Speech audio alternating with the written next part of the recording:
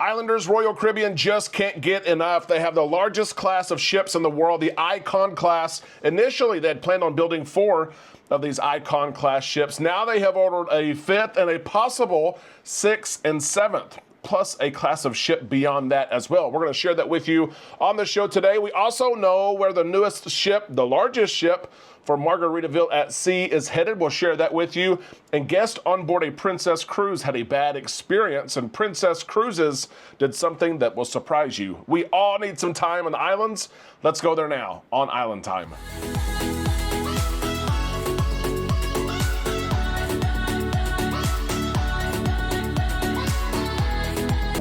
Happy Wednesday, September 24th. Islanders, thank you for stopping by the show today. We're on Island Time. I am Derek.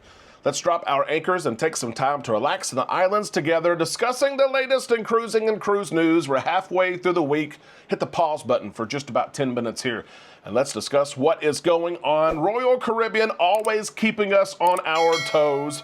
If you keep up with everything in the cruise news world, you know that this week is Michael Bailey's President's Cruise, where he welcomes Royal Caribbean's most faithful. Right now, they're on board the Utopia of the Seas, and there's always news that comes from the President's Cruise, and that's what we're talking about first on the show today. Royal Caribbean, they build unbelievable ships. They do. I love Carnival, I love Princess, I love Norwegian. Hands down, Royal Caribbean has the nicest ships. I'm sorry, and I don't think very many of you will disagree with that. They have the largest class of ship in the world, the Icon class, and they planned on building 4 Icon ships. 2 of them are out. The Legend is coming in July of next year, and Royal Caribbean says we're not done at 4. We are going to build a 5th for sure, and possibly a 6th and a 7th as well. 6 and 7 is dependent on financing. But what big news here. 250,000 gross ton ships. They are huge, and there's going to be at least 5, if not 7 of them. A lot of you have wanted to try Icon class ship, but the pricing has just been way too high. That's how it was for us. We would look at pricing for our family of 4, and it'd be $10,000 to go, but that has changed. If you haven't looked at it in a while, look at Icon, look at Star of the Seas. Amanda and I have been on both of those ships. We will return to the Star of the Seas in November. We didn't pay $10,000. We didn't pay $5,000. We paid just over $3,000 for our family of 4 in a balcony cabin. The prices have lowered on some of these ships. So if you haven't looked in a while, but you've been looking at the ship, you want to go on the ship, reach out to us. We can try to find you a date where you can go. Of course, there's slow times of year and there are peak times of year. We'll find you that slow time of year, find you a good price. Email us, travel@bookislandtime.com. I'll mention one more thing about this agreement with Meyer Turku, the shipyard. Not only does it include maybe 3 more Icon class ships, but there's also wording for a new class of ship beyond the Icon class. We're not sure if that's a larger ship. We know that Royal Caribbean has hinted at building this Discovery class smaller ship. So maybe it's going to be a smaller class. We don't know, but there is another class that is already being discussed in the midst of the Icon class ship. Icon, she's been controversial, much like the Oasis class. When the Oasis came out, some people say she's too big. Some say she's a monstrosity. Some say I would never cruise her. Some say there's too many people on board. I've been there. I've done it. It is an amazing experience. You may not have cruised Icon or Star yet. Would you do so if the price was right, if the time was right? Would you sail on board some of these largest ships in the world? Let us know in the comments section below. Sharing news as well from Margaritaville at Sea, a cruise line that continues to grow, a cruise line that continues to find ships from other cruise lines and make them their own. That's exactly what's going to happen in this cruise news story that I'm sharing with you. The Beachcomber is going to be out. When no one knew where she was going to sail from, there were a lot of people hoping Galveston or Mobile or New Orleans. They were hoping that the Margaritaville at Sea franchise and brand would spread to the west. Right now, their other 2 ships are sailing out of Florida. So a lot of people thought they're going to come this way. They're going to go to Galveston, Texas. And that is not the case. The Beachcomber will set sail from Miami, the cruise capital of the world.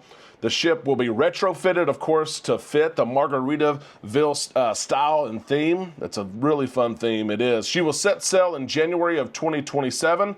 Bookings are already open from January to September of next year. And there's a lot of people excited about this.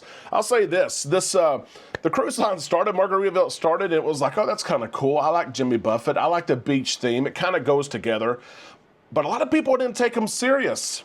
And I'll raise my hand, including myself. A second ship came out, the Islander, which I thought, hey, that's a cool name. I like that, sailing from Tampa. We have not been on that ship yet, but the reviews of that ship are awesome.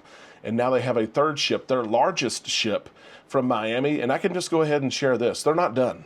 They are not done. There are more ships to be added to the Margaritaville at Sea fleet. I think there'll be purchases, maybe even more purchases from Costa Cruise Line. We'll see what happens there, but who knows? Maybe a new build ship for Margaritaville down the road. The Beachcomber is going to be a beautiful ship. She's going to have 15 new venues. She'll have the favorites that are on the other two ships as well. The Margaritaville at Sea favorites like the Hemisphere Dancer, the Cheeseburger in Paradise, the 5 o'clock somewhere bar, License to Chill, all of it. She's having longer cruises as well, 6-7 night cruises. She's going to St. Thomas, St. Martin. She's going to Dominican Republic, some beautiful places. The price is right. The price is great for Margaritaville at Sea. That's drawing so many people to Margaritaville at Sea and MSC. The price is great. If you would like us to help you book one of those cruises, let us know in the comments section below. And of course, email us as well. I want to share news as well. This was kind of a neat story, a bad experience for cruisers, but it's neat to see the way Princess took care of their passengers. You don't always see that. Princess Cruises here, the Grand Princess was relocating from Los Angeles to Fort Lauderdale, a 16-night cruise. That would be fun. That's right up my alley. I would love to be on a cruise ship for 16 days. Some people say that's too long. I think it would be great. The ship was moving and finishing her Alaskan season. She's going to go start her Caribbean season. She's going from really, really cold environment to really, really hot environment. And passengers who were on board experienced technical issues with both air conditioning and some of the toilet systems. That's not fun, especially on a 16-day cruise, right? If it's hot in your cabin for a while, that's not going to be fun. If you're having toilet issues, that is not fun either. Princess Cruises shared this with passengers impacted. We are aware and want to acknowledge that you are experiencing issues in your stateroom, and we truly appreciate your patience as our teams work to address the concerns. Not every cabin on the ship had these issues. It was certain cabins, certain places, and Princess was able to get on top of that really fast.